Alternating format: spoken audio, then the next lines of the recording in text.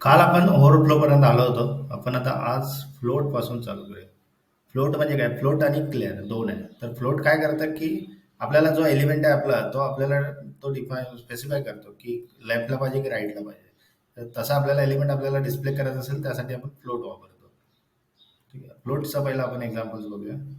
आता float right आहे. तर ह्या इमेजला काय केलं त्यांनी एक फ्लोट राईट दिला त्याच्यामुळे ती इमेज राईट साईडला अलाईन झाली. जर आपण इमेजचा फ्लोट राईट काढतो इमेज अशी दिसते. म्हणजे आपल्याला ती लेफ्टला किंवा राईटला डिस्प्ले करण्यासाठी आपण फ्लोट राईट किंवा फ्लोट लेफ्ट वापरतो.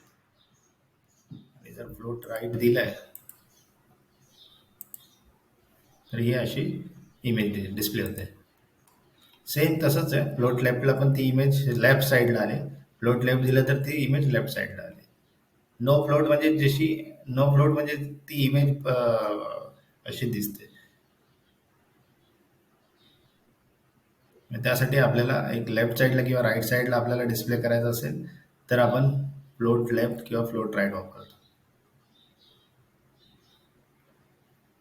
अजून आता आपण टेक्स्ट बघूया. आता काय केलंय डिव घेतलंय, एक डिव क्लासेस घेतले आणि डिव 1 2 3 केलाय आणि त्याला काय केलं बॅकग्राऊंड कलर फ्लोट लेफ्ट दिलाय. सर्व डिवला फ्लोट लेफ्ट दिलाय. त्याच्यानंतर बॅकग्राऊंड कलर रेड येलो आणि ग्रीन दिले आणि त्याच्यामुळे हे बघा हे जेवढे पण डिव मध्ये काय लिहिलंय डिव 1 डिव 2 डिव 3 तेवढा टेक्स्ट आहे तेवढाच त्याने घेतला आणि तेवढी पॅडिंग घेतली आणि तो तो फ्लोट लेफ्ट झालाय. सगळे लेफ्ट लेफ्ट आलाय. फ्लोट लेफ्ट म्हणजे असे आले प्रॉपर एका लाईन मध्ये आले.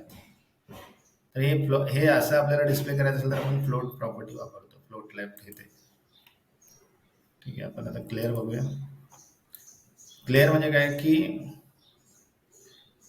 आता जी आपण ते एकदा एक्झाम्पल बघूया म्हणजे तुम्हाला एक्झॅक्टली समजेल. आता कसं आहे ह्याच्यामध्ये फ्लोट लेफ्ट वापरलं तर हा हा असा दिसतोय. म्हणजे आपण काय केलंय विदाउट क्लिअर की फर्स्ट याला डीवला फ्लोट लेफ्ट दिलाय आणि सेकंड डिव 1 डिव 2 असं क्लासेस दिलाय. तर डिव 1 ला फ्लोट लेफ्ट दिलाय आणि डिव 2 ला काही फ्लोट लेफ्ट काही दिलं नाही. त्याच्यामुळे काय झालंय की फ्लोट लेफ्ट दिल्यामुळे आणि ह्याला म्हणजे डिव 1 ला दिले आणि डिव 2 ला फ्लोट लेफ्ट दिलं नाही म्हणून हे डिस्प्ले असं होत आहे. ठीक आहे. आता मग काय करायचं जर समजा आता डिव 3 बघा म्हणजे हा डिव 3 आणि डिव 4 आहे. तर त्याला काय केलं त्यांनी डिव 3 ला काय सीएसएस दिलं त्याला पण फ्लोट लेफ्ट दिले आणि पॅडिंग दिली आहे. ठीक आहे. जसं डिव 1चं सीएसएस आहे तसंच डिव 3चं आहे आणि डिव 4ला फक्त क्लिअर लेफ्ट केलं. क्लिअर लेफ्ट केल्यामुळे काय झालं की हे हे हा डिव पहिला वर आला आणि खालचा डिव खाली गेला. म्हणजे क्लिअर लिहिल्यामुळे तो तो प्रॉपर म्हणजे फ्लोट लेफ्ट जरी दिला असला तरी तो त्याने हा जो सेकंड आहे क्लिअर लेफ्ट केल्यामुळे तो लेफ्टला स्टार्ट झाला. ठीक आहे. तर हे हे कसं एक कॉन्फ्लिक्ट होतात. म्हणजे हे जर समजा आपण एखाद्या याला फ्लोट दिलं एखाद्याला नाही दिलं तर ते सगळे कॉन्फ्लिक्ट होऊ शकतात. तर ते सगळे काढण्यासाठी कॉन्फ्लिक्ट काढण्यासाठी आपण हे क्लिअर लेफ्ट असेल किंवा अजून फ्लोट लेफ्ट असेल तर ह्या गोष्ट आपण प्रॉपर मेन्शन करतो. हे क्लिअर फिक्स आहे. आता काय क्लिअर फिक्स आहे आपण बघूया. आता कसं आहे हे काय केलं हे एक डिव घेतलाय. त्या डिव मध्ये पॅराग्राफ आहे. डिव मध्ये टेक्स्ट आहे आणि त्याच्यामध्ये इमेज आहे. ठीक आहे. आता त्या डिवला काय केलं बॉर्डर दिले आणि पॅडिंग दिले आणि इमेजला फ्लोट राईट दिले. पण ते जो जो डिव आहे त्याच्यामध्ये तो टेक्स्ट घेतला आणि इमेज घेतला.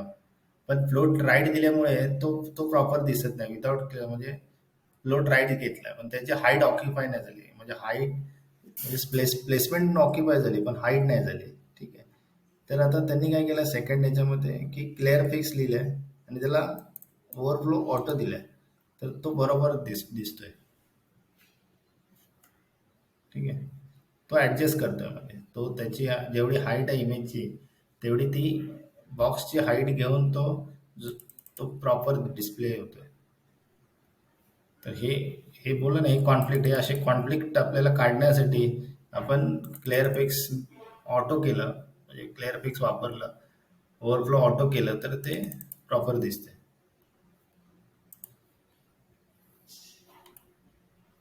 आता आपण नेक्स्ट बघूया फ्लोट एक्झाम्पल. फ्लोट एक्झाम्पल म्हणजे काय की आता हे सगळे ग्रिड्स आहेत. बॉक्सेस आहेत. आता हे असे एका ह्याच्यात 2 बॉक्स आपल्याला दाखवायचे असतील. ठीक आहे. आता बॉक्स 1, बॉक्स 2, इथे बॉक्स 1, 2, 3 तीन बॉक्स आहेत. तर हे हे कसे केलेत? हे सगळे विड्थ देऊन, फ्लोट देऊन त्याला अलाइन केले. आता 2 बॉक्स आहे, जर 100% विड्थ असेल आणि 2 बॉक्स आहे तर म्हणजे 50-50 येतात. आणि 3 असेल तर 100ला 3 केलं तर 33.33. तर मग तेवढे म्हणजे ते म्हणजे 100 कव्हर होतं. समजलं? तर हे हे हे सर्व हे असं फ्लोट लेप काय दिलंय? फक्त फ्लोट लेप दिले, वेट दिली आणि पॅडिंग दिली, बस. मग ते असे असे बॉक्स दिसत आहे.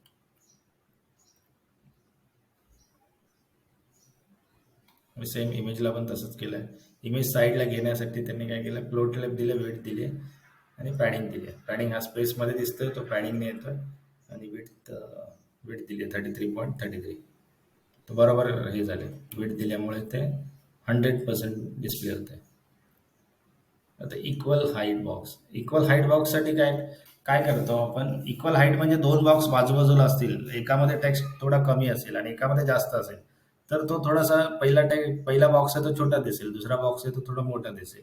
तर त्यासाठी काय करतात की दोन्ही बॉक्सला सेम हाईट देतात. म्हणजे जर समजा सेकंड बॉक्सची हाईट समजा 500 असेल, तर ती फर्स्टला पण 500 देतात. म्हणजे हे इक्वल असं हे जे दिसतंय आता, ते इक्वल हाईट दिसते. मग इक्वल हाईट सर्व सर्व म्हणजे बॉक्सला कॉमन क्लास देऊन एक हाईट 500 दिली की प्रॉपर दिसणार इक्वल.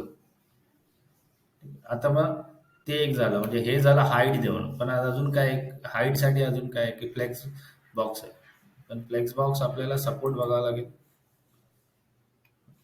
हे बघा, फ्लेक्स बॉक्सचा सपोर्ट आहे तो अं, तो इंटरनेट एक्सप्लोरर 10 किंवा त्याच्या पूर्वीचे आहेत ब्राउझर, त्याला सपोर्ट नाही आहे. त्यामुळे हे मोस्टली आपण सध्या वापरू शकत नाही, कारण की आपण इंटरनेट 10 मध्ये आपण साईट्स बनवतो. तर इंटरनेट 10, 9 यूज करतात सध्या थोडेसे युजर्स आहेत. त्याच्यामुळे मग ही ती प्रॉपर्टी तिथे चालणार नाही. मग ही प्रॉपर्टी काय आहे की याने काय दिले? फक्त डिस्प्ले फ्लेक्स दिले आणि फ्लेक्स रॅप दिले. ह्या दोन ह्याच्यावर फक्त की हे हे जे प्रॉपर जे बोलतात ना की हाईट प्रॉपर घेते दोघांची. ह्याचा जेवढा टेक्स्ट आहे तेवढी ऑटो हाईट घेते तो. हे जर आपण काढतोय, एक एक काढतोय म्हणजे आपल्याला कळेल. हे नाही पण डिस्प्ले फ्लेक्स फ्लेक्स बरोबर नाही. म्हणजे फक्त ते दोन गोष्टी दिल्यामुळे इक्वल हाईट घेतं. ठीक आहे. हे सगळे लेआउट्स आहेत. सर्व लेआउट्स आपण बनवतो. बनवताना आपल्याला काय असतं की विड्थ मेन्शन करतो, त्यानंतर फ्लोट लेफ्ट देतो. फ्लोट लेफ्ट असेल, राईट असेल, तर जे काही इमेज असेल, टेक्स्ट असेल, नॅव्हिगेशन असेल, ते सर्व आपण फ्लोट प्रॉपर्टी वापरून अलाइन करतो. हे हे आपल्याला प्रॅक्टिसमध्ये कळेल जेव्हा आपण लेआउट्स असतात त्या सगळ्या अशाच विड्थ आणि फ्लोट लेफ्ट ह्या प्रॉपर्टी देऊन सेट केल्या जातात. ठीक आहे. आपण आता इनलाईन ब्लॉकमध्ये जाऊया. आपण शिकलेलो की एक HTML मध्ये आपण बघितलेलं, एक इनलाईन असतात आणि एक डिस्प्ले ब्लॉक म्हणून असतात. इनलाईन म्हणजे काय असतात की स्पॅन ए, म्हणजे जे तिथे तिथे स्टार्ट करतो आपण तिथेच. म्हणजे ए जर आपण लिहिला तर तो दुसरा ए बाजूला लिहिला तर तो त्याच्या बाजूलाच येईल. पण जर आपण एक डिव लिहिला, एक पॅराग्राफ लिहिला, तर आणि सेकंड पॅराग्राफ लिहिला तर तो सेकंड लाईनला स्टार्ट होईल. किंवा H1 लिहिला, छोटा असेल, आणि दुसरा H2 लिहिला खाली, तर तो पहिल्या लाईनमध्ये H1 येईल आणि सेकंड लाईनमध्ये H2 येईल. ते डिस्प्ले ब्लॉक झाले. आणि इनलाईन म्हणजे ते बाजूबाजूलाच दिसतात. स्पॅन असतील, ए लिंक असेल, तर ते बाजूबाजूलाच असे दिसत जातात. ते झाले इनलाईन. तर ते आता इनलाईन म्हणजे एका लाईनमध्ये येणार ते इनलाईन झाले. म्हणजे स्पॅन डिफॉल्ट फॉर स्पॅन जे इनलाईन क्लास एलिमेंट कोणते आहेत त्यांना डिफॉल्ट स्टाईल असते. ए आता डिफॉल्टच आहे तसा. ठीक आहे. त्याचे एक्झाम्पल्स वगैरे म्हणजे कळेल. आता बघा, हे हे काय ह्याच्यामध्ये काय ए ए इनलाईन आहे. आणि ह्याच्यामध्ये बी ला काय केलंय की इनलाईन ब्लॉक केलाय. इनलाईन ब्लॉक केल्यामुळे बघा हे कसे दिसत आहे. इनलाईन ब्लॉक केल्यामुळे त्याला विड्थ 100% हाईट दिली आणि पॅडिंग दिली आहे. त्याच्यामुळे ते असे त्याला CSS म्हणजे बोलतात ना, की ती अप्लाय झाली आणि एवढा मोठा म्हणजे बॉक्स दिसतोय. पण इनलाईनला पण दिलंय, पण ते काय त्याला अप्लाय नाही झालं. ठीक आहे. इनलाईनला पॅडिंग होते, हाईट नाही अप्लाय झाली. आता inline block to create navigation. आता हे नॅव्हिगेशनचं ते पण इनलाईन युएल कसे असतात डिफॉल्ट असे वर्टिकल दिसतात. आता हॉरिझॉन्टल कसे केलेत त्यांनी, हॉरिझॉन्टल करण्यासाठी सिम्पल आहे की डिस्प्ले इनलाईन लिहिलं ते एका लाईनमध्ये आले. जसं आपण बघितलं हे कट करून हे असे झाले, म्हणजे फक्त एका लाईनवर आपण इनलाईन डिस्प्ले इनलाईन ब्लॉक असं लिहिल्यानंतर एका लाईनमध्ये आले. इनलाईन ब्लॉक म्हणजे की ते ब्लॉक सारखे इनलाईन ब्लॉक, ते ब्लॉक एलिमेंट जो आहे तो एका लाईनमध्ये असं येणार, त्यासाठी आपण ते वापरतो. आता align CSS align, CSS align आपण साईड्स बघतो की आता आता हे आपण साईड बघतो ते 100% आहे, लेफ्ट टू राईट आहे.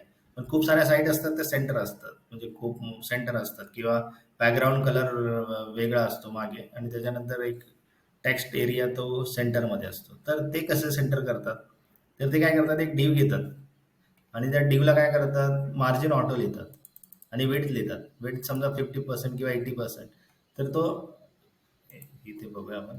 आता इथे काय दिलं 50%, तर 60% आहे आणि मार्जिन ऑटो आहे. आता मार्जिन ऑटो आहे म्हणजे काय की आपण काढून बघूया म्हणजे कळेल. फक्त एका मार्जिनच्या ह्याच्यावर हा डिफॉल्ट असा असतो आणि त्याला फक्त मार्जिन ऑटो दिल्यामुळे तो सेंटरला गेलाय. सेंटर म्हणजे कसा, जो एरिया आहे, जो ब्राउझरचा एरिया आहे, तो ब्राउझरचा एरिया प्रॉपर सेंटर होतो. म्हणजे जर समजा त्याची 100% आहे तर हा 60 आहे, म्हणजे हा लेफ्टला 20 असेल आणि राईटला 20 असेल, म्हणजे तो टोटल ते 40 झाले आणि हा 60. तसं 100% प्रॉपर सेंटरला येतो. तर त्यासाठी हे मार्जिन ऑटो प्रॉपर्टी वापरतात. आता सीएसएस आपण बघितलेलं की टेक्स्ट अलाइन सेंटर, टेक्स्ट हा टेक्स्ट सेंटर होतो, हा डिव नाही सेंटर. म्हणजे जो डिव एलिमेंट जो असेल त्याला सेंटर करण्यासाठी आपण टेक्स्ट अलाइन, हा टेक्स्टची प्रॉपर्टी येते, टेक्स्ट अलाइन सेंटर. टेक्स्टसाठी अप्लाय होते फक्त. इमेजला पण ते अप्लाय होतं, इमेजला पण आपण टेक्स्ट अलाइन सेंटर. इमेज लाईनने काय केलं, डिस्प्ले ब्लॉक केला इमेजला आणि मार्जिन लेफ्ट ऑटो केलं आणि राईट ऑटो केलं. लेफ्ट लेफ्ट ऑटो आणि राईट ऑटो केल्यामुळे हे सेंटरला आले इमेज. ठीक आहे. आणि हे हे मार्जिन ऑटोचा अर्थ काय की टॉप राईट बॉटम लेफ्ट जे चारही बाजूला ऑटो आहे, म्हणजे हे हे व्हर्टिकली सेंटर पण आहे, हॉरिझॉन्टल सेंटर पण आहे. तसं यांनी काय केलंय, फक्त हॉरिझॉन्टल सेंटर केलंय. हॉरिझॉन्टल सेंटर म्हणजे काय की मार्जिन लेफ्ट आणि मार्जिन राईट दोघांना सेंटर केलंय.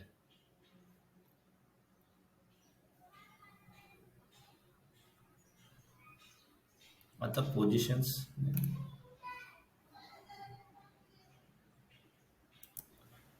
आता आपण left and right align using positions बघूया.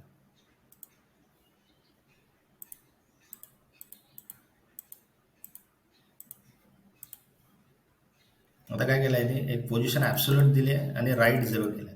राईट 0 म्हणजे काय की जो आपला जो एरिया असेल तर त्या जो राईट असेल, ठीक आहे, हा राईट 100% आहे, बॉडी 100% आहे म्हणून हा पण 100%.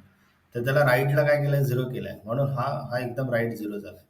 जर आपण ह्याला राईटला अजून 50 पिक्सल करतोय तर राईट पासून इथून 50 पिक्सल आलाय. तर हे आपण अलाइन करू शकतो. आणि इथे लेफ्ट लिहिलंय, समजा इथे राईट लिहिलंय तर तसं लेफ्ट लेफ्ट केलंय तर तो लेफ्ट साईडला येणार. हा पॅडिंग लेफ्ट दिल्यामुळे तो आलाय, तो 0 केला तर तो 0 येणार. ठीक आहे. आणि पोझिशन दिल्यामुळे, ठीक आहे, तर हे आपण पोझिशन काढलं तर बघूया. पोझिशन काढलं तर नाही चालत. पोझिशन दिल्यामुळे ते ती ते बोलतात ना की पोझिशन ॲब्सोल्यूट केली आणि त्यानंतर ते आपण लेफ्ट राईट देऊन त्याला सेट केलं. तर असं आपल्याला इन केस काय करायचं असेल तेव्हा आपण हे यूज करू शकतो. आता left and right using float. आता ते काय केलेलं मागे आपण पोझिशनने यूज केलेलं. आता पोझिशन काढून यांनी काय केलं की फ्लोट राईट केलं फक्त आणि विड्थ दिली आहे आणि पॅडिंग आणि बॉर्डर दिली, तरी ती फ्लोट राईट झाली. ठीक आहे. आणि ती ती काय केलेली, ती मागे काय केलेलं, पोझिशन देऊन त्याला लेफ्ट लिहिलेलं आणि इथे फक्त फ्लोट राईट केलं, डायरेक्ट राईट झाली. म्हणजे काय 0 काय लेफ्ट राईट 0 करायची काही गरज नव्हती.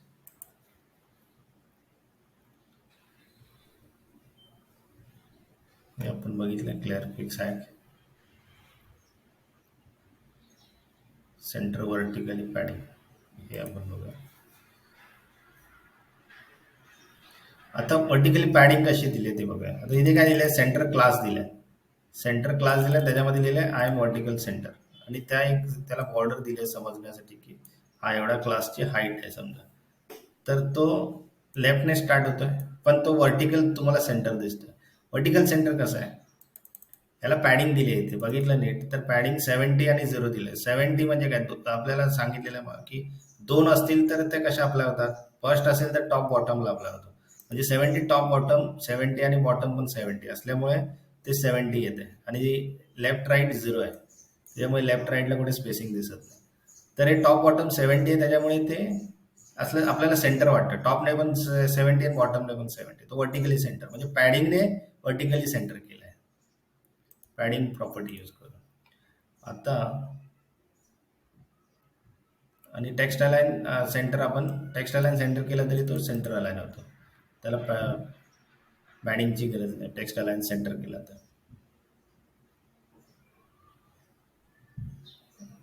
लाईन हाईट बघूया. आता काय केलं यांनी, 200ची एक हाईट घेतली आणि लाईन हाईट 200 घेतली. आता एखाद्या 200 पिक्सल 200ची हाईट आहे एका बॉक्सची, आणि त्याला लाईन हाईट एकच लाईन आहे समजा, ठीक आहे, आणि त्याला लाईन हाईट 200 पिक्सल दिली, तर ती सेंटर लाईन वर्टिकली सेंटर होते लाईन हाईटने. म्हणजे हे हे छोट्या छोट्या आपण जे बटन्स यूज करतो ना, त्या बटन्समध्ये जनरली असं करतात. तर समजा त्याची हाईट 40 असेल, 40 पिक्सल असेल, तर त्याला लाईन हाईट पण 40 देतात. म्हणजे पॅडिंग काही द्यायची गरज नाही, असं होतं. ते वर्टिकल लाईन आपण लाईन हाईटने केली आहे, सेम हाईट आणि सेम लाईन हाईट ठेवली तर ते वर्टिकल सेंटर दिसतं.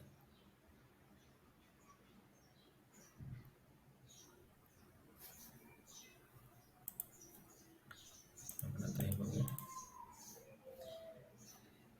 हे काय सेंटर, इथे काय केलं, हाईट दिली आणि पोझिशन रिलेटिव्ह दिले फर्स्टला सेंटरला, आणि नंतर पीला काय केलं, पोझिशन ॲब्सोल्यूट दिली आणि लेफ्ट टॉप 50 दिले आणि लेफ्ट 50 दिले. ठीक आहे, आता हे बघूया आपण. आता काय केलं, ड्यू सेंटर घेतलाय, ड्यू सेंटरमध्ये पी घेतलाय. ड्यू सेंटरला काय दिलंय, रिलेटिव्ह दिलंय. फर्स्टला सेंटरला रिलेटिव्ह दिलंय आणि पीला ॲब्सोल्यूट दिलंय. आणि ॲब्सोल्यूट दिल्यानंतर काय केलंय, त्याला टॉप 50 दिलंय, म्हणजे इथून टॉप 50% आणि लेफ्ट 50, म्हणजे इथून लेफ्ट 50%.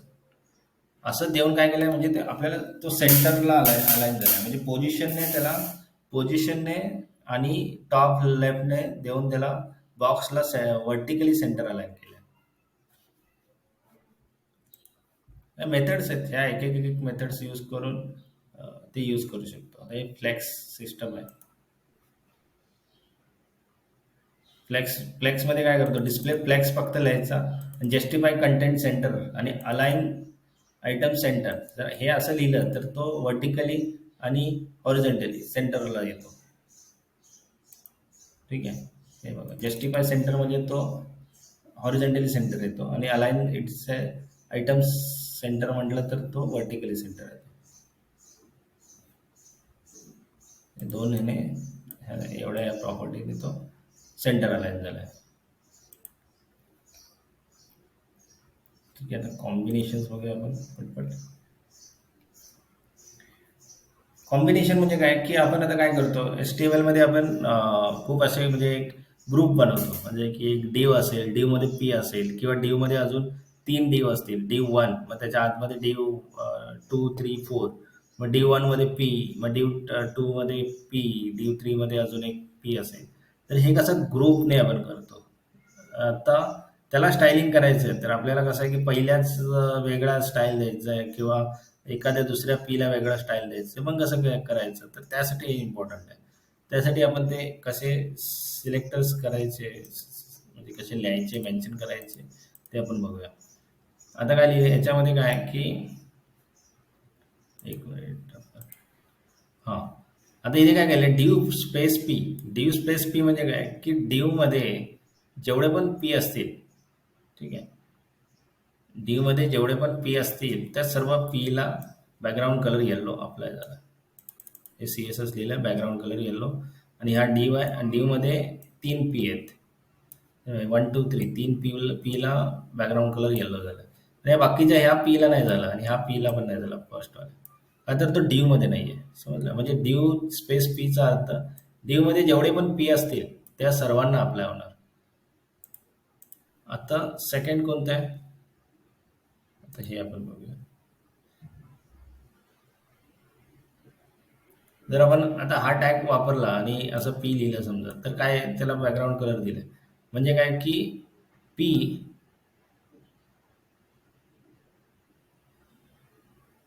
पीच्या आतमध्ये जे पी असतात ना, सॉरी ड्यूच्या आतमध्ये जे पी असतात पहिले, त्यांनाच तो फक्त अप्लाय होतो बॅकग्राऊंड कलर येलो.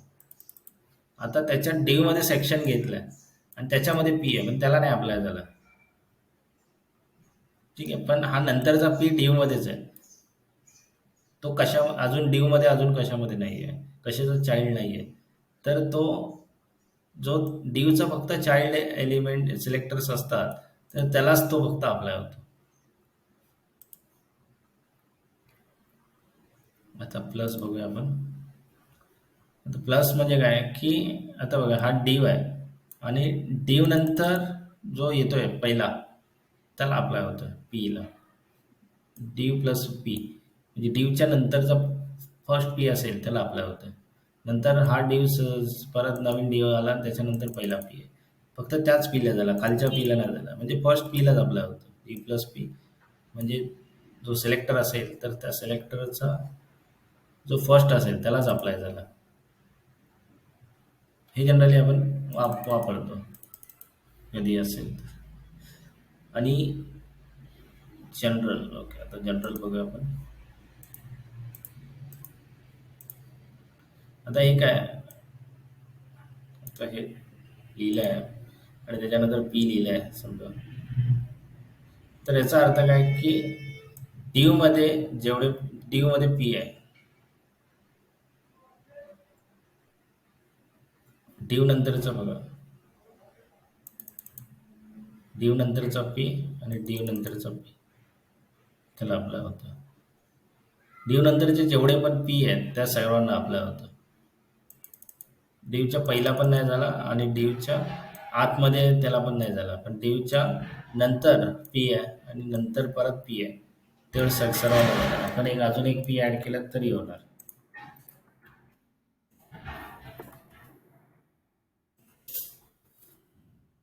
ड्यूच्या नंतर म्हणजे ड्यू आल्यानंतर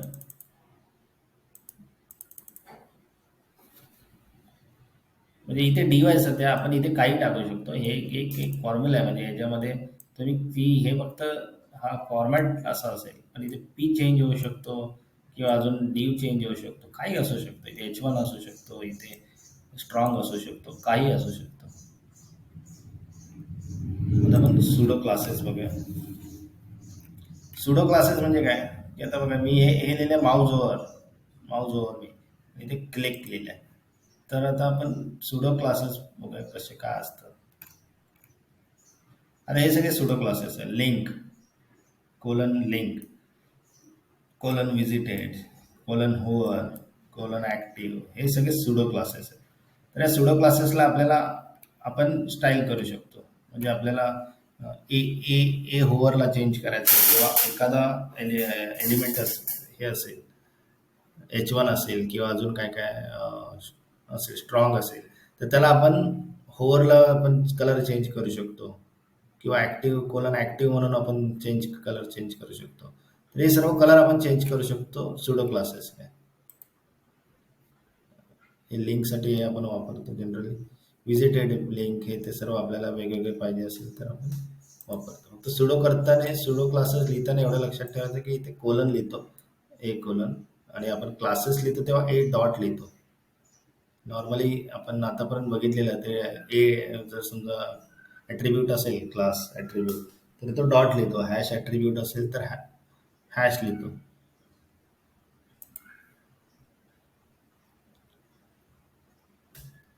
आता यांनी काय केलंय, एक एच्या आतमध्ये क्लास क्रिएट केला आणि त्याला सुडो क्लास ऍड केला.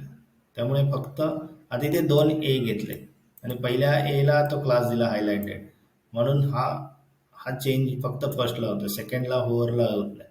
कारण की त्यांनी स्पेसिफिक मेन्शन केलंय की ह्यालाच अप्लाय झाला पाहिजे. त्याला फॉन्ट साईज 22 आहे आणि कलर एक दिलाय रेड सारखा. तर होवर ऑन डिव, आता हे होवरला केलंय, त्यामुळे डिवला एक ऍड केलाय होवर. होवर केल्यावर बघा डिवचा बॅकग्राऊंड कलर ब्ल्यू होतं. इथे लिहिलंय तसं, त्याच्यामुळे ते चेंज होतं. टूलटिप बघूया आपण. टूलटिप म्हणजे काय की एखाद्या एलिमेंटवर आपण होवर केल्यानंतर तो एक त्याच्या बाजूला एक इन्फॉर्मेशन डिस्प्ले होते. तर तो आता समजा बघा फॉर एक्झाम्पल असं ह्याच्यावर होवर केल्यावर खाली बघा हे एक सेक्शन एक पी डिस्प्ले होतं. आता तो काय आहे, त्यांनी कसं केलंय ते बघूया.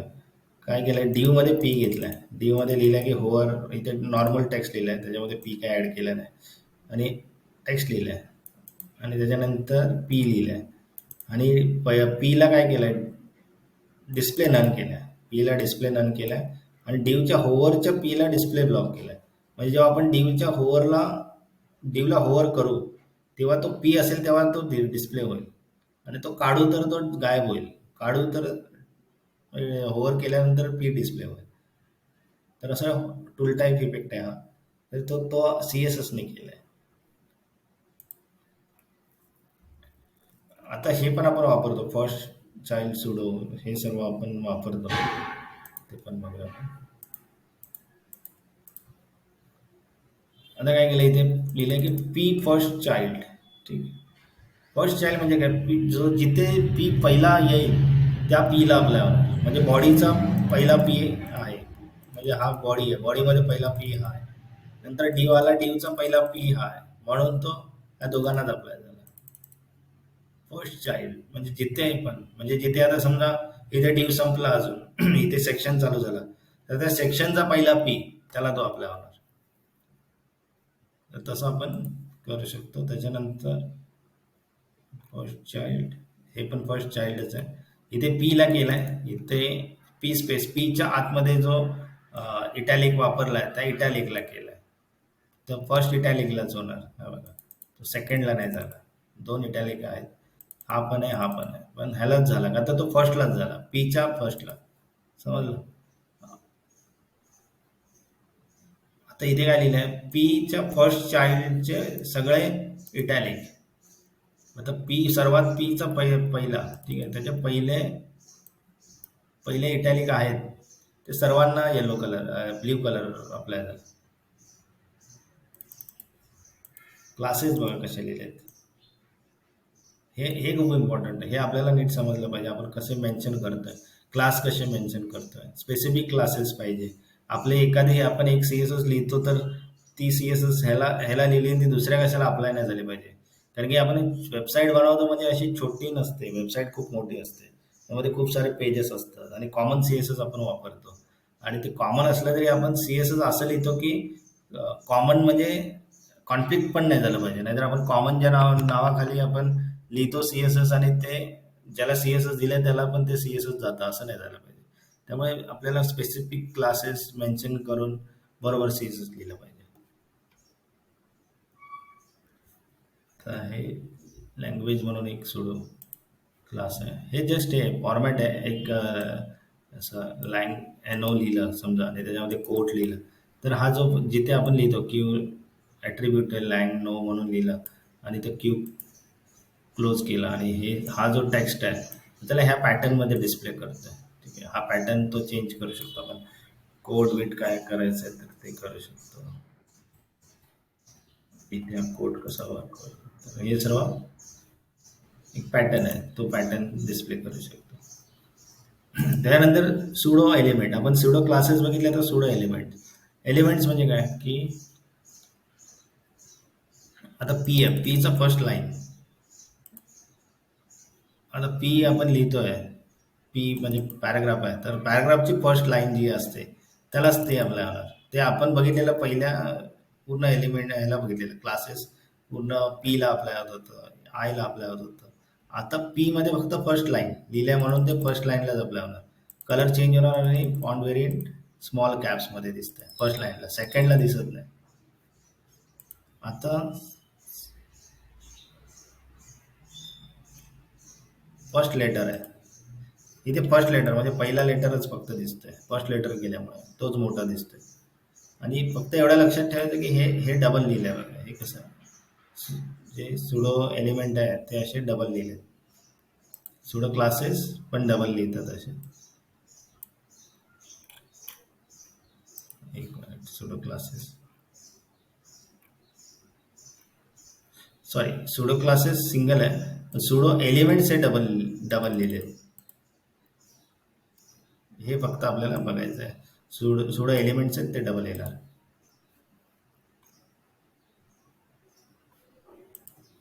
आता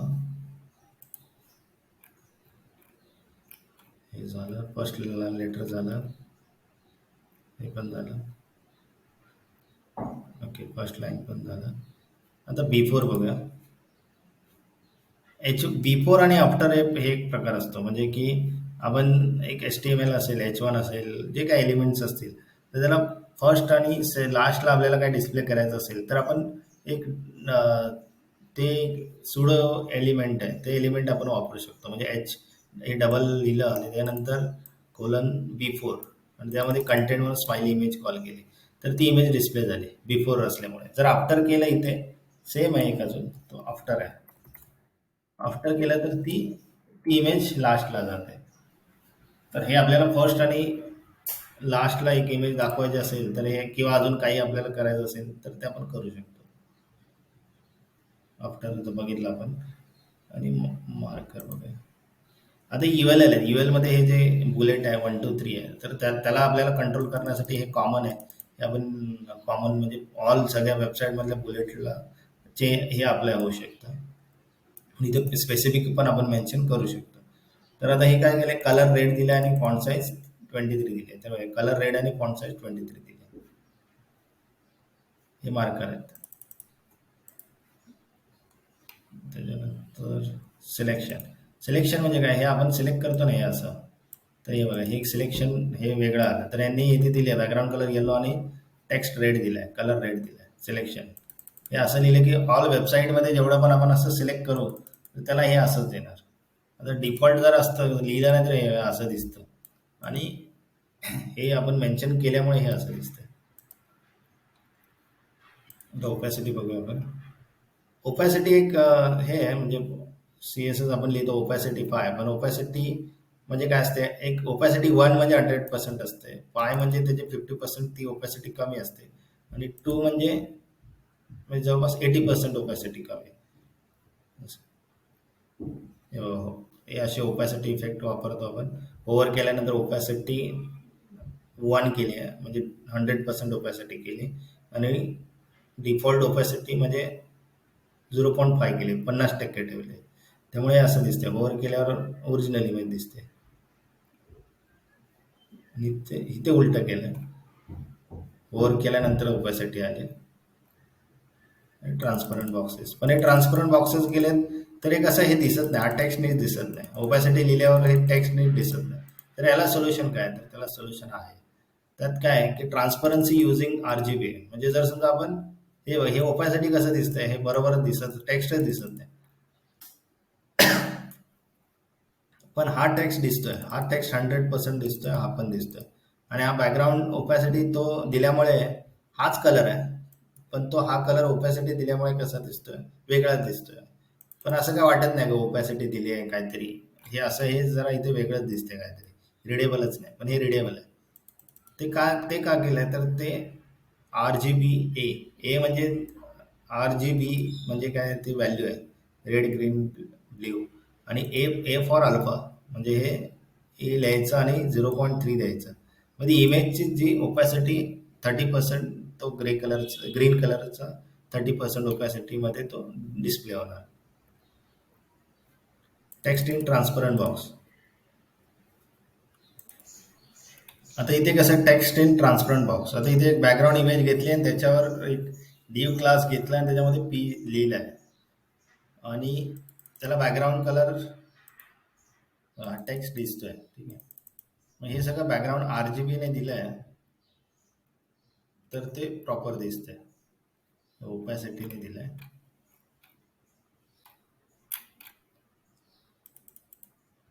ओपॅसिटीने दिलंय. पण हे RGB दिलं समजा तर हे एक्झॅक्टली म्हणजे हा टेक्स्ट पण रिडेबल दिसतो आणि व्यवस्थित दिसतं ते. हे असं हे दिसतं. आणि हे जर समजा आपण आता इथे ऑपॅसिटी काढली, जो बॅकग्राऊंड कलर आहे त्याला RGBA RGBची 255 आहे.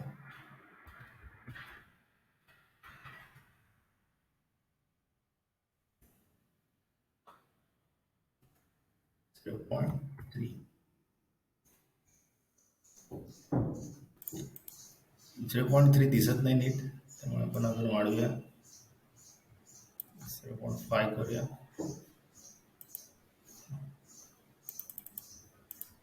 आता इमेज रिडेबल आहे. इमेजचा टेक्स्ट रिडेबल आहे. ठीक आहे, त्यासाठी RGB वापरतात. ओपॅसिटीने ते वर्क होत नाही.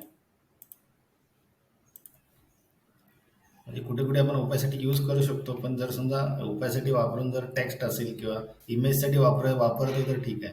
पण बॅकग्राऊंडला टेक्स्ट असेल किंवा अजून काय असेल तर मग ते आपण ओपॅसिटी वापरलं तर ते सर्वांनाच आपल्या होते. तर तसं आपण नाही करू शकत. तर तशी केस असेल तर RGBने आपण कंट्रोल करतो. आता नॅव्हिगेशन बार इथे ULL आहेत आणि त्याला स्टायलिंग केलंय, म्हणजे की ते व्हर्टिकली डिस्प्ले केलेत आणि हॉरिझॉन्टली डिस्प्ले केलेत. तेच युएलचं एक कसं असतं, UL आपण वापरतो ना तर त्याला एक स्वतःची एक ओन पॅडिंग असते. OL ला स्वतःची एक ओन पॅडिंग असते. तर ती पॅडिंग काढण्यासाठी आपण सर्वात पहिल्यांदा काय लिहितो की मार्जिन 0 पॅडिंग 0. मग ती सर्व त्याची पॅडिंग निघते आणि त्याच्यानंतर जर आपल्याला काय पॅडिंग पाहिजे तर ती आपण देऊ शकतो. म्हणजे आपला कंट्रोल राहतो त्या UL वर, त्या लेआउटवर. आपण त्यासाठी काय करतो, मार्जिन 0 आणि पॅडिंग 0 दिलं आणि लिस्ट स्टाईल टाईप जे ते बुलेट असतात ते बुलेट पण काढले. त्याच्यामुळे हे असे असे दिसत आहेत, व्हर्टिकली दिसत आहेत. त्याला बुलेट दिसत आणि त्याला एक स्पेस येतो आपण UL केल्यानंतर डिफॉल्ट, तो पण येत नाही. तो बरोबर पीच्याच अलाईनला अलाईन झाला. आता नेक्स्ट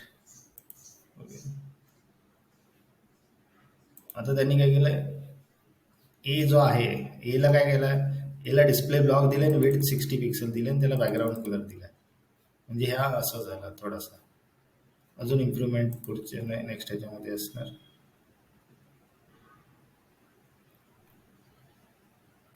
हे बघूया आपण.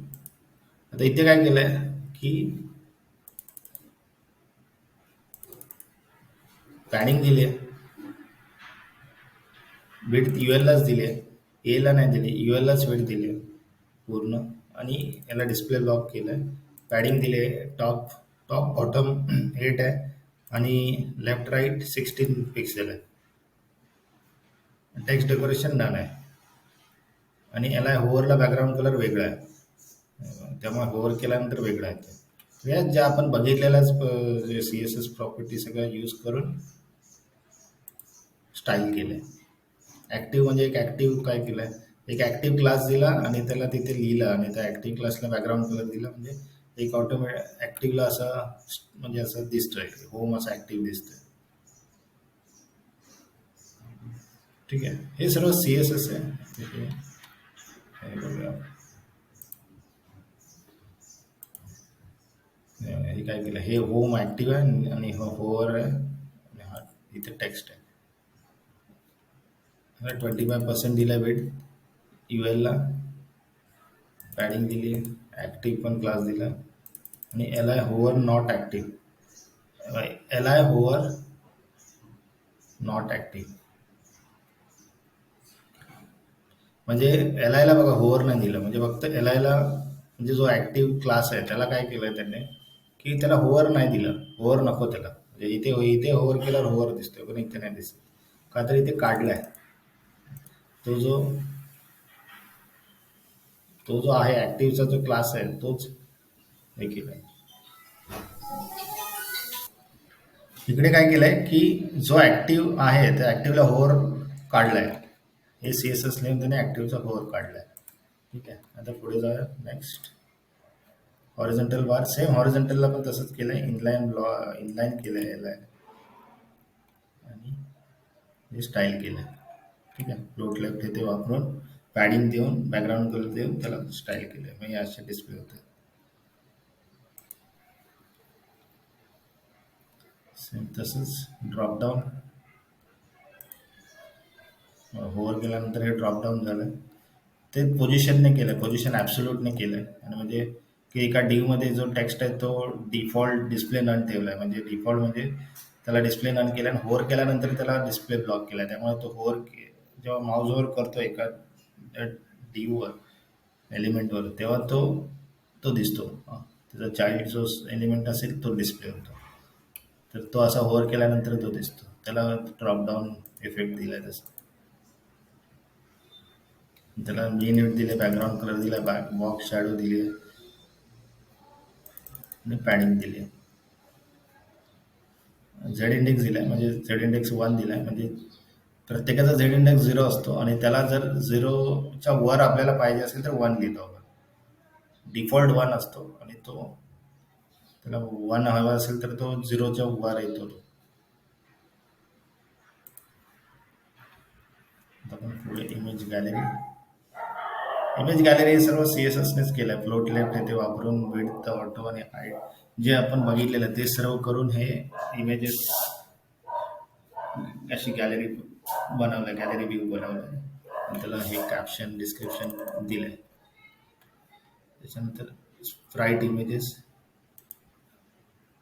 इमेजेस म्हणजे काय की एक इमेज असेल, आपण काय करतो प्रत्येक वेळी वेगवेगळी इमेज कॉल करतो. पण स्प्राईट इमेज काय करतं, स्प्राईट इमेज म्हणजे की अशा खूप साऱ्या इमेजेस एकाच इमेजमध्ये असतात आणि तीच इमेज आपण प्रत्येक वेळी कॉल करतो आणि त्याने त्याच्या पोझिशनने जी इमेज जिकडे असेल तिकडे ते बॅकग्राऊंड पोझिशनने जाऊन ती इमेज तिथे डिस्प्ले करतो. म्हणजे उदाहरणार्थ ही बघा, ही ही इमेज आहे, ही एकच इमेज आहे. 1 2 3 तीन इमेज वेगळ्या नाही आहेत, ही एकच इमेज आहे. तर यांनी कसं डिस्प्ले केलंय ते आपण बघूया. इथे ती इमेज कॉल केली आहे, होम म्हणून इमेज कॉल केली आहे आणि त्याला विड्थ आणि हाईट दिली आहे. ठीक आहे. आणि त्याच्यानंतर इथे बॅकग्राऊंड पोझिशन 0 0 म्हणजे ती पहिलीच इमेज आहे म्हणून त्याला हाईट आणि विड्थ देऊन ती बरोबर ती इमेज डिस्प्ले होते.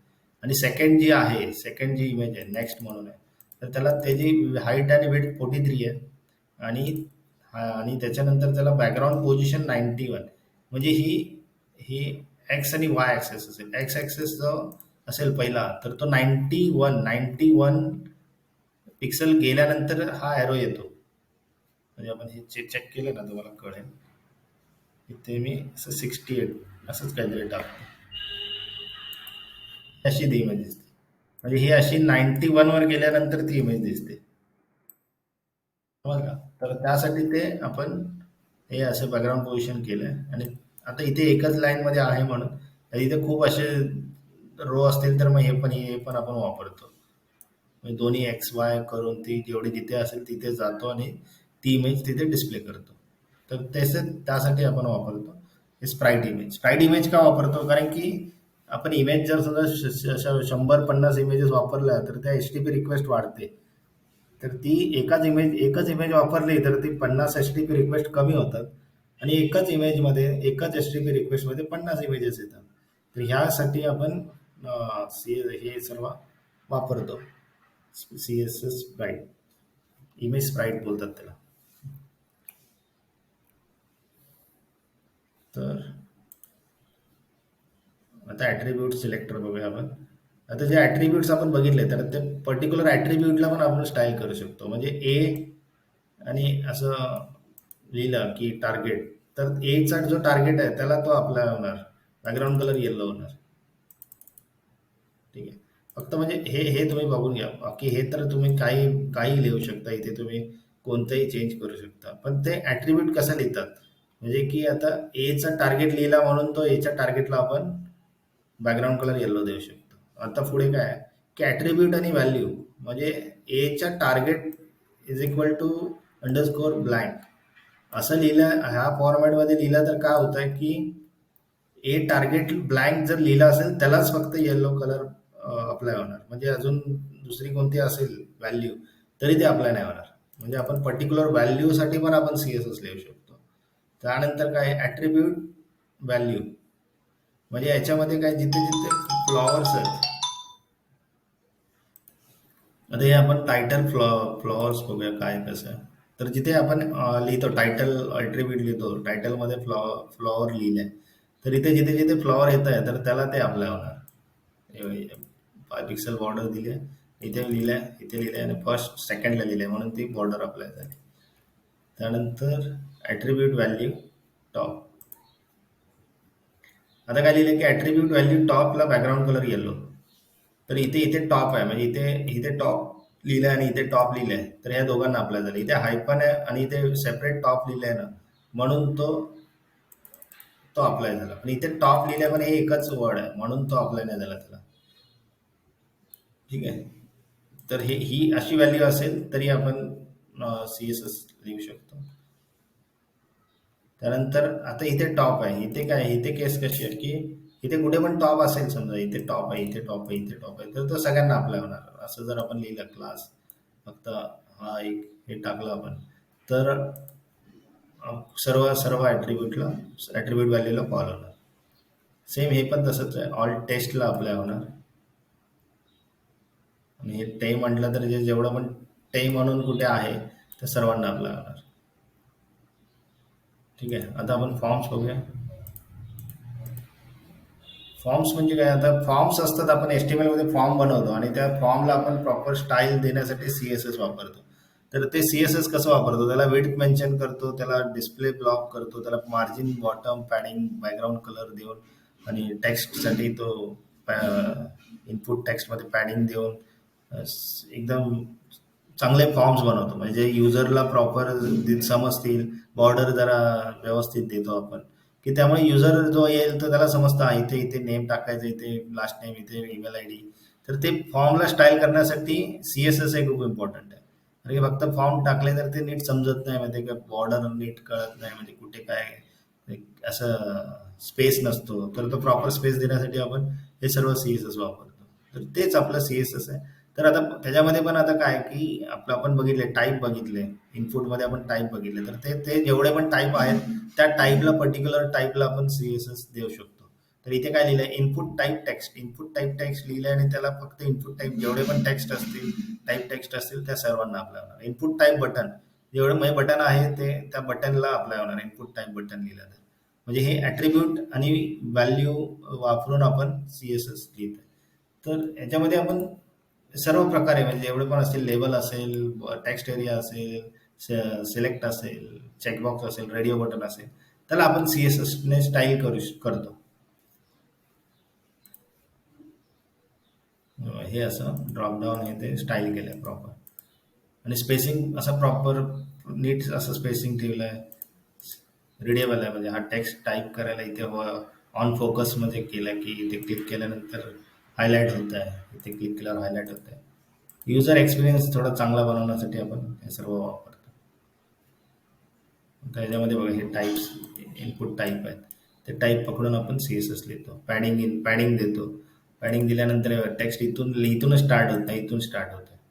आपण असं केलं तर पॅडिंग दिले, त्याने बॉर्डर दिले, बॉर्डर कंट्रोल करतो. हे एक बॉर्डर रेड दिले, क्लिक केल्यानंतर वेगळी येते, त्याला रेडियस परत दिलाय, जरा हा राऊंडेड कॉर्नर दिसतो, रेडियस दिलाय. बॉर्डर नन पण काढून पण टाकतो, बॉर्डरच काढली आहे, नन केलंय, क्लिक केल्यानंतर असं येत आहे. हो, ऑन फोकसला बॉर्डर दिली आणि बॉर्डर डिफॉल्टला नन केलं. कलर दिलाय, बॅकग्राऊंड कलर दिलाय. फोकस म्हणजे हे असं क्लिक केल्यानंतर त्याला हे करू शकतो. तर हे काय लिहायचं आहे, टेक्स्ट कोलन फोकस असं लिहिलं तर त्याला आपण बॅकग्राऊंड कलर किंवा बॉर्डर आपण वेगळी देऊ शकतो. इमेज टाकू शकतो, आपण इमेज टाकू शकतो. त्याच्यामध्ये कसं आहे की एक इमेज कॉल केली बॅकग्राऊंड इमेज म्हणून टेक्स्ट इनपुटमध्ये, बॅकग्राऊंड कलर व्हाईट दिला, बॉर्डर पण दिली आहे आणि त्याला पॅडिंग लेफ्ट दिली आहे. म्हणजे इमेजची जी पॅडिंग एक साधारण असेल 30 पिक्सल असेल आणि अजून 10 पिक्सल दिले म्हणजे पॅडिंग लेफ्ट दिले म्हणजे इथून टेक्स्ट स्टार्ट होतं. ॲनिमेटेड म्हणजे हे असं असं पण आपण ऑन क्लिक ऑन फोकस जे असेल त्याच्यानंतर त्याला विथ 100% दिले. टेक्स्ट एरिया आहे. आणि हे सर्व आपण हे ड्रॉपडाऊन आहे, ड्रॉपडाऊनला आपण अशी स्टाईल दिली. पॅडिंग बॉर्डर नन केली आहे, रेडियस केली आहे थोडीशी.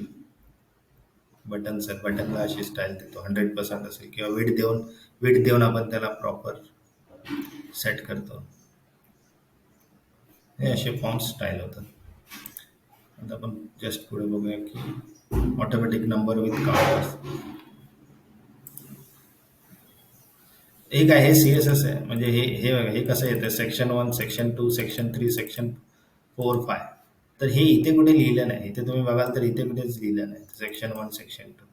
मग ते काय केलं आहे तर ते इथे H2 आहे, ठीक आहे, H2 लिहिलं आहे आणि इथे बॉडीला फक्त लिहिलं आहे, बॉडीला एक क्लास ॲड केला आहे की काउंटर रिसेट सेक्शनला अप्लाय करायचं आहे, ठीक आहे. तर असं मेन्शन केलं आणि त्याच्यानंतर लिहिलं इथे बिफोरला काय लिहिलं, बिफोर म्हणजे पहिला आपण बघितलेलं बिफोर काउंटर इन्क्रीमेंट सेक्शन लिहिलं आणि कंटेंट सेक्शन काउंटर सेक्शन असं लिहिलं आहे. म्हणजे काय होणार आता इथे सेक्शन टायटल येणार आणि काउंटर सेक्शन काउंट होत राहणार सेक्शन. आता फर्स्टला काय येतं H1च्या फर्स्टला सेक्शन 1 येतं, नंतर इथे ऑटोमॅटिक 2, 3, 4. तर हे असं आपण जे इन्क्रीमेंट सेक्शन्स असतील तर ते आपल्याला ऍड करण्यासाठी आपण हे करतो, समजलं. हे असं आपण लिहू शकतो. हा फॉर्मॅट आहे, इथे आपण टेक्स्ट चेंज काही करू शकतो, टेक्स्ट चेंज करू शकतो. पण हे बॉडीमध्ये हे लिहिणं कंपल्सरी आहे, ठीक आहे. हे बॉडीमध्ये हे लिहायचं कंपल्सरी आणि हे H2 मध्ये हे हे लिहिल्यानंतर इन्क्रीमेंट सेक्शन ऑटोमॅटिक 1, 2, 3 जेवढे पण H2 जेवढे कॉल करणार तेवढे ते सेक्शन ऍड होत जाणार. वेबसाईट्स लेआउट जे आहेत ते आपण हे सर्व आपण जेवढे पण आतापर्यंत CSS शिकलो, आतापर्यंत जे आपण सर्व CSS बघितलं, HTML बघितलं, तर ते HTML आणि CSS यूज करून आपण वेबसाईट लेआउट्स बनवतो. तर त्या लेआउट्स जेव्हा आपण बनवणार तेव्हा तुम्हाला हे सर्व प्रॅक्टिकली करणार तेव्हा तुम्हाला हे प्रॉब्लेम्स येणार आणि जेव्हा प्रॉब्लेम्स येणार तेव्हा तुम्ही शिकणार. तर हे सगळे हेडर्स, नॅव्हिगेशन्स, कंटेंट एरिया हे जेवढं बघितलं ते आपल्याला तिथे इम्प्लिमेंट करायचं आहे. ते इम्प्लिमेंट केल्यानंतरच हे समजतं, कारण की जेव्हा तुम्ही प्रॅक्टिस करणार तेव्हाच ह्या गोष्टी क्लिअर होतात.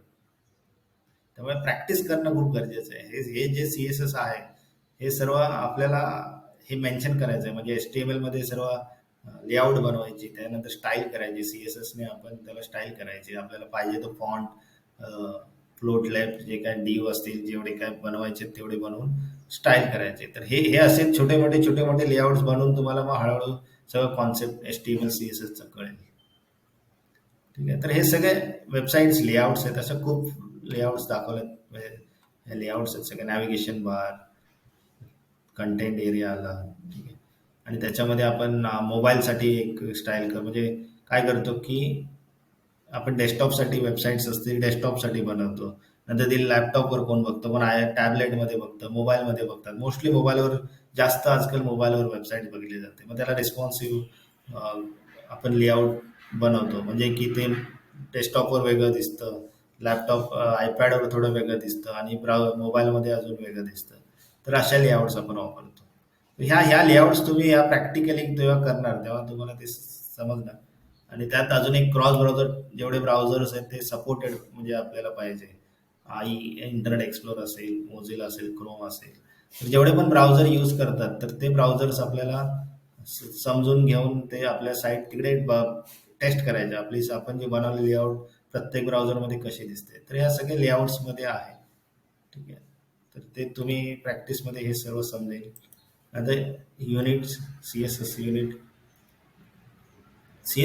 काय म्हणजे आपण जे युनिट वापरतो तो काय वापरतो, लेंथ वापरतो, ती एक पिक्सल मध्ये वापरतो, EM मध्ये वापरतो, ठीक आहे.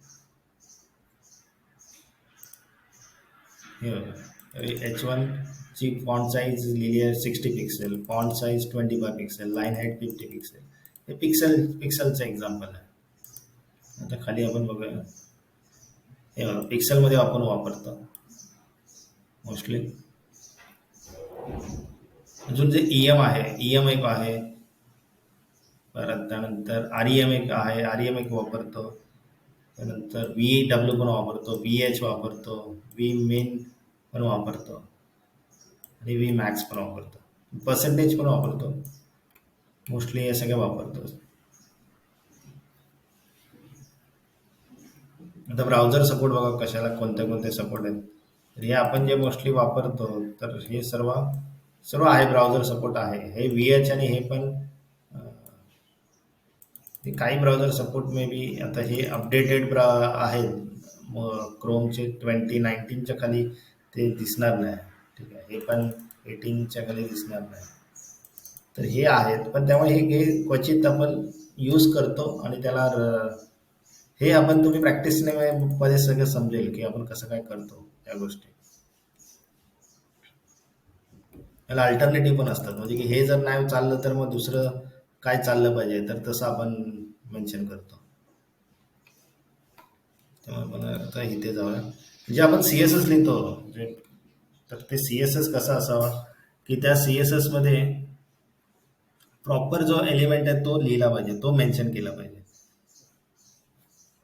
म्हणजे आपल्याला आपण आपली साईट्स असते, तर त्या साईटमध्ये खूप सारे H T M L tags असतात आणि ते आपण म्हणजे हेडरमध्ये समजा एक क्लास असेल, तोच क्लास आपण समजा साईड बारमध्ये वापरला, तोच क्लास फुटरमध्ये वापरला, तर असे मल्टिपल सेम क्लास आपण यूज करू शकतो. तर ते कॉमन क्लासेस झाले.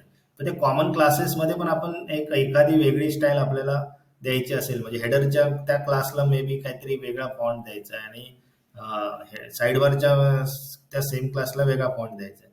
तर आपल्याला कसे सी एस एस द्यायचं, तर आपल्याला ते स्पेसिफिक क्लासेस मेन्शन करायचे, की ते जे क्लासेस आहे ते बरोबर जे असतात, की समजा तो हेडरमध्ये असेल तर हेडर स्पेस नॅव्हिगेशन स्पेस तो एक्स वाय झेड क्लास असं मेन्शन केलं पाहिजे, म्हणजे तो हेडर मधल्याच क्लासला अप्लाय होईल.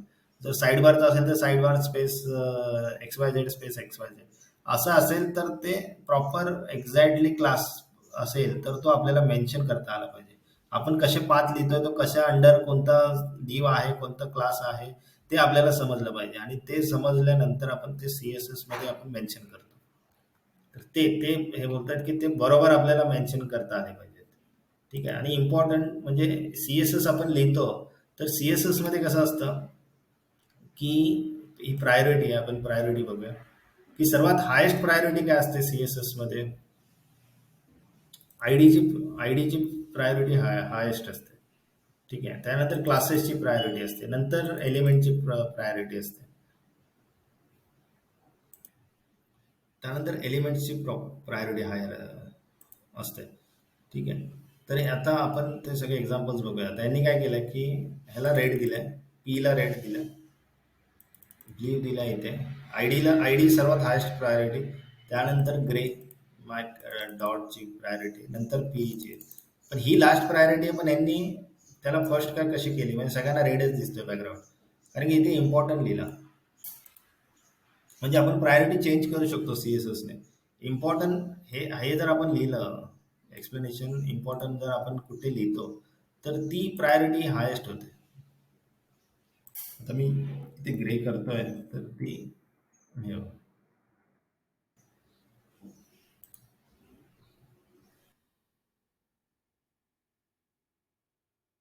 तर माय क्लास ऍक्च्युली सगळीकडे नाही आहे, म्हणून तो सर्वांना अप्लाय नाही झाला. ठीक आहे, म्हणजे हे पी पी कसं पी कॉमन आहे सगळीकडे, त्यामुळे पी जातो. पण पण ही प्रायोरिटी बघा इथे अप्लाय झाला, पीला अप्लाय झाला इम्पॉर्टंट केल्यामुळे. तर इम्पॉर्टंट म्हणजे काय की ती सर्वात इम्पॉर्टंट नसते, म्हणजे सगळ्यात आपण इनलाईन सी एस लिहितो, ती सगळ्यात हायेस्ट प्रायोरिटी असते. इनलाईन जर लिहिलं नसेल, तर आयडी असेल समजा एलिमेंटला, तर त्याला प्रायोरिटी सेकंड असते, नंतर क्लासला असते आणि नंतर त्या पी असेल तर पीला असते. आणि ह्या सर्वांची जर प्रायोरिटी आपल्याला काढायची असेल, म्हणजे आपल्याला वाटलं की नाही मला तो कुठली तरी एक प्रायोरिटीने तो सीएसएस अप्लाय होतोय, मला ते सीएसएस नको, तुम्हाला जे पाहिजे ते सीएसएस क्लासला मेन्शन केलं समजा, किंवा एलिमेंट पी ला मेन्शन केलं, तर त्याला इम्पॉर्टन्स दिला, तर ती ती प्रायोरिटी सगळ्यांना अप्लाय होते. हे बघा, इथे मी इम्पॉर्टंट क्लासला दिल्यामुळे ही सेकंड प्रायोरिटी असल्यामुळे ती ती अप्लाय झाली इथे. ठीक आहे, म्हणजे सीएसएस कसं आहे, सीएसएस आपण लिहितो, सीएसएस लिहिल्यानंतर CSS लिहितो, CSS अप्लाय होतं आणि त्याच्यानंतर ते प्रायोरिटी असते CSSची, की इनलाईन लिहितो, मग तीच तीच प्रायोरिटी, नंतर मग आयडीची प्रायोरिटी, नंतर क्लासची प्रायोरिटी, आणि नंतर मग हे पण नको असेल तर इम्पॉर्टंट इम्पॉर्टंट आपण लिहितो. कारण की कसं असतं की वेबसाईट्स आपण बनवतो, खूप सारे CSS अप्लाय होतात आणि ते कुठेतरी जाऊन ते त्या पर्टिक्युलर एका CSSला आपण हात नाही लावू शकत. कारण की त्याला जर आपण चेंज केलं तर पूर्ण वेबसाईटमध्ये चेंज होऊ शकतं.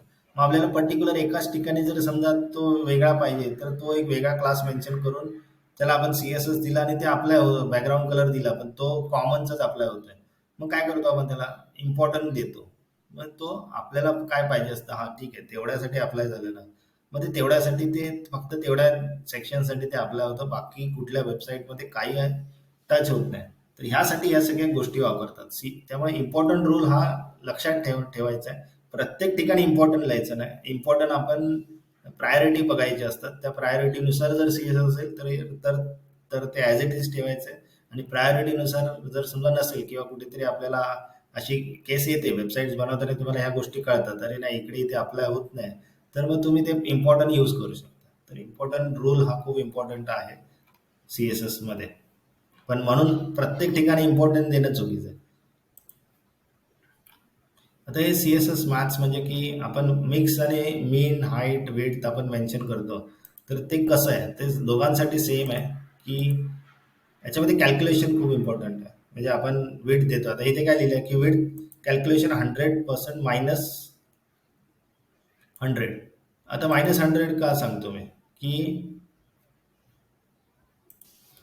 आता इथे काय लिहिलं की कॅल्क्युलेशन 100% -100. तर हे हे -100 काय केलं, इथे लेफ्ट काय दिलंय, 50 दिलंय. ठीक आहे. तर हे 50 दिलंय, तर 50 लेफ्ट आहे इथे, त्यामुळे इथे 50 गेलं. त्यामुळे यांनी काय केलं की इथे 100% लिहिलं आहे. म्हणजे हे हे 50 आणि हे 50 म्हणजे सेंटरला आलं. मी इथे 50 दिलं तरी चालेल, म्हणजे ते लास्टला टच होईल. इथे टच झालं. एक समजलं की 100% मधून 50. जर हे नाही केलं आपण, फक्त इथे 100%च लिहिलं, तर ते कॅल्क्युलेशन रॉंग होणार. ते स्क्रोल येणार, स्क्रोल आला. 100% मध्ये आपल्याला कव्हर करायचं आहे, म्हणून तिथे मायनस केलंय. आपण पॅडिंग दिली किंवा लेफ्ट दिलं तर ते ते आपल्याला मेन्शन करणं गरजेचं असतं. हाईट मध्ये पण सेम आहे. मग हाईट जेवढी असेल तर ती हाईट पण आपल्याला कॅल्क्युलेट करायची असते. मग आपण किती पॅडिंग आहे त्याच्यामध्ये, किती लेफ्ट आहे, किती काय काय आहे, स्पेस किती होतोय, तो कॅल्क्युलेशन बॉक्स मॉडेल हॅक बोलतात. की आपल्याला ते कॅल्क्युलेशन प्रॉपर समजलं पाहिजे की हे वेट दिली आहे तर ह्याला किती पॅडिंग गेली, किती मार्जिन गेली, किती स्पेस गेलाय, मग त्याचे कॅल्क्युलेशन किती. मग ते कॅल्क्युलेशन 100% मधून मायनस करायचं, म्हणजे ते वर्क होतं, स्क्रोल येत नाही. ठीक आहे. तर आज आज आपण आता हे सर्व CSS बेसिक आपण शिकलोय. थोडा ॲडव्हान्स CSS आपण नेक्स्ट लेक्चरमध्ये बघूया, आणि नंतर रिस्पॉन्सिव्ह बघूया, आणि नंतर मग आपण एक छोटासा प्रोजेक्ट करूया. ठीक आहे, चालेल मग, ओके. मग आज मी थांबतो इथेच. आपण उद्यापासून हे ॲडव्हान्स CSS चालू करूया. चालेल, बाय.